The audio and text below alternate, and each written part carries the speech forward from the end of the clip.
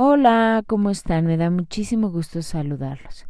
En el video podcast anterior hablaba sobre el deterioro cognitivo, que es un síntoma no motor del Parkinson y como todos los síntomas, supuestamente tendría que empeorar en el tiempo.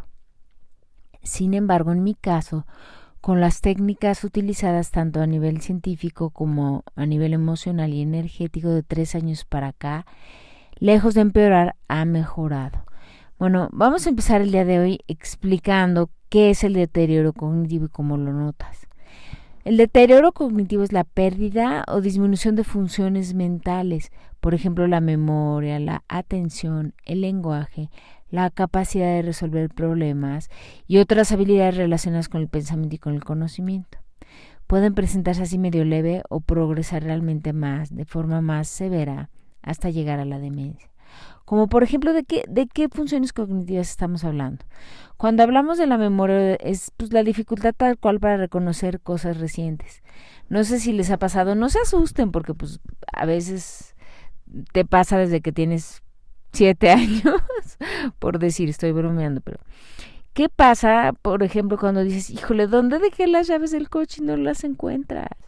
Cuando no te acuerdas dónde dejaste las llaves del coche, pues eso, o las llaves de cualquier cosa, es un ejemplo de cómo te falla la memoria reciente, ¿no? ¿Qué hay que hacer? Hay que cortar el loop de entrada. De nada nos sirve angustiarnos. Entonces, hay que aprender técnicas de manejo emocional para decir, ok, no encuentro las llaves del coche, seguramente ahorita me voy a acordar. A ver, entonces tienes que calmarte primero, porque si te empiezas a asustar y crees que ya avanzó el Parkinson, que estás pésimo, entonces sí va a avanzar. Para esto hay que conocernos, hay que saber cómo parar la angustia y no seguir adelante hasta que respiremos. Lo más probable es que las encuentres mucho mejor y más rápido si empiezas a respirar. Entonces hay que cortar el loop emocional. También se nos pueden olvidar citas o conversaciones. Todo esto, pues, cuando sucede, ¿no? Pero yo tenía una amiga que, por ejemplo, en referencia al lenguaje, que es otra función cognitiva que puede verse afectada, que decía y me se reír, decía, híjole, ¿te acuerdas cuando hablábamos de corridito? La verdad es que sí, eso pasaba, o sea, antes no se iban las palabras, ahorita se nos van más, por eso a veces, híjole, es todo un reto grabar podcast. Por supuesto, estas grabaciones son parte de lo que me mantiene bien. Tengo que recordar, tengo que hacer un esfuerzo cognitivo. O sea, es como para mí ir al gimnasio. Necesito grabar podcast, les agradezco que me escuchen porque eso me mantiene mejor, ¿no? Por ejemplo, también cuando tenemos dificultad para seguir una conversación porque no nos podemos concentrar. Como niño con TDA, yo me acuerdo cuando Poncho, mi hijo, era chiquito, que me decía, ma, es que yo le decía, no interrumpas, Poncho, y como los dos teníamos TDA, me dice, es que si no te interrumpo se me va a olvidar lo que te quería decir, mi vida. Así nos pasa. Entonces resulta que la atención y la concentración son también funciones cognitivas que pueden verse afectadas. Cuando no nos podemos concentrar o poner atención, nos distraemos fácilmente y tenemos incapacidad para mantenernos enfocados en una tarea. Yo muchas veces tengo que regresar a la misma tarea.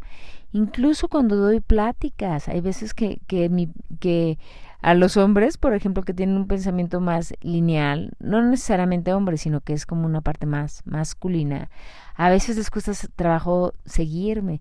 Puedo regresar al punto, pero muchas veces es como si expusiera de una forma circular.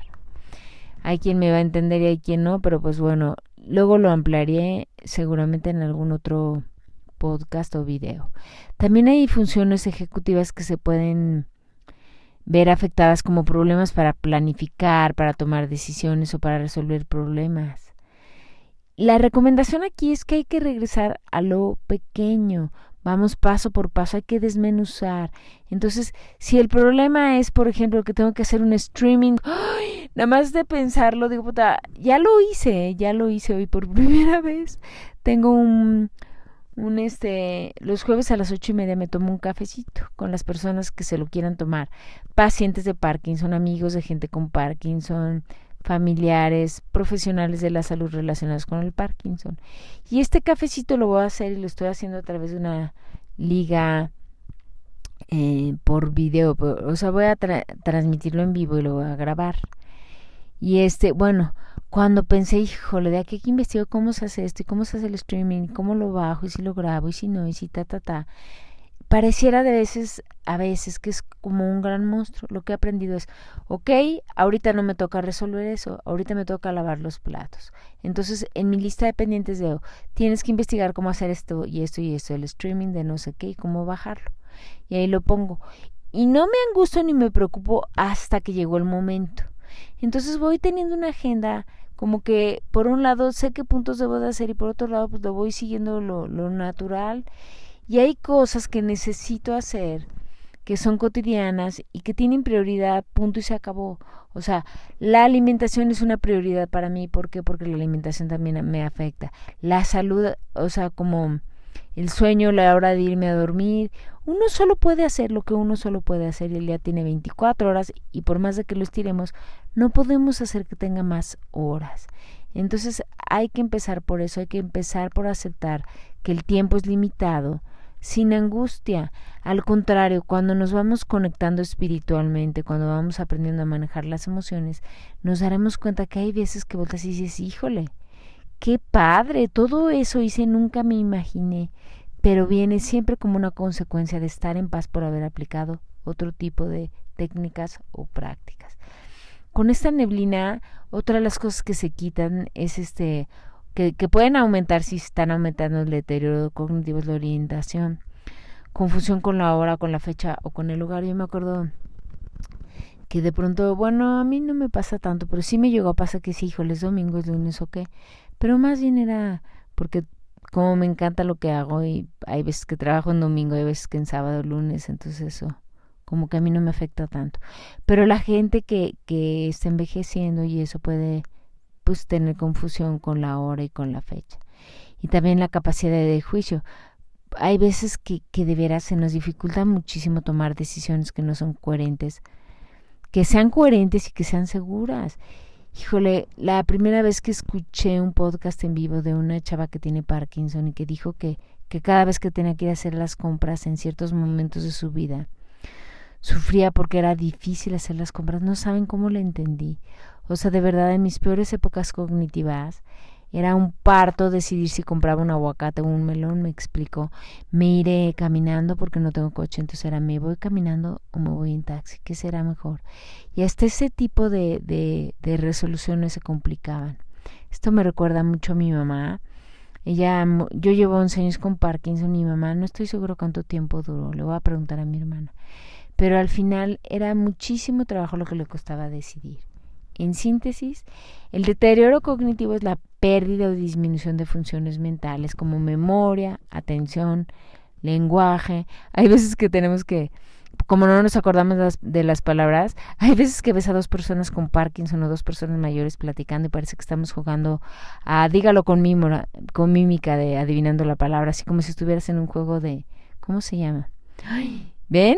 Ya me pasó, ¿cómo se llama este juego? Bueno, pues sí, como que adivinas la película que dices, hombre, mujer, película, la marcha de la soledad y así cosas por el estilo, ¿no? Parece que estamos jugando.